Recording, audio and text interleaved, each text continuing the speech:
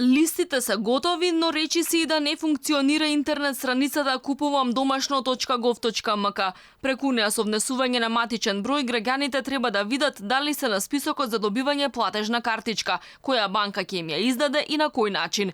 Министерката Ангеловска тврди дека проблемите ќе бидат надминати. За оние што ги нема на списокот, на страницата ќе имало упатства каде да се обратат.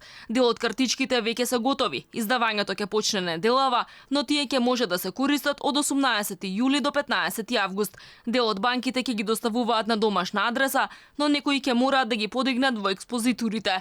Министерката Ангеловска не е загрижена дека ова ќе предизвика дополнителен метеж во банките. Ќе имаат една експозитура, например, ако имаат 3 експозитури во тој град, која што е наменски одредена за издавање на картичките со цел да поефикасно и подобро се одвива процесот.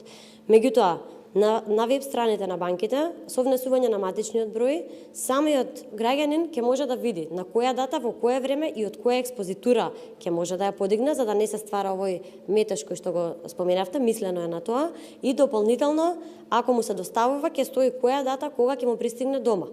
Информациите дека 64% од добитниците на картички и ваучери се албанци и дека на овој начин се врши подкуп на гласови за Ангеловска се неточни. Податоците не биле од официјална државна институција, а на листите имало само луѓе што ги исполнувале условите. Ова што го прашувате за предизборен дали било подкуп, значи ако земеме предвид дека се работи за сеопфатна програма, осмислена, со издавање на домашна платежна картичка, со одредени таргетирани точни групи, со извадени системски листи, со издавање на картичка која што долг рок ќе влија и ќе биде продукт кој што ќе јакне и домашната економија, со назнака и купувам домашно, сметам дека тоа е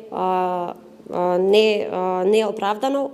324.000 граѓани треба да добијат картички. Процесот ќе биде голем товар за банките кои на свој трошок ќе изготват преголем број картички, но и за продавниците кои ќе треба да имаат посттерминали и да обележат посебни места и производи како домашни. Министерката им порача да бидат солидарни и општествено одговорни. Мерката тежи 28 милиони евра. Инаку Ангеловска изминативе 10 дена бегаше од јавноста. Новинарите останаа разочарани откако таа вчера 2 пати закажа, па откажа пресконференции. Кога конечно информираше за картичките, увидовме дека интернет страницата отежнато функционира.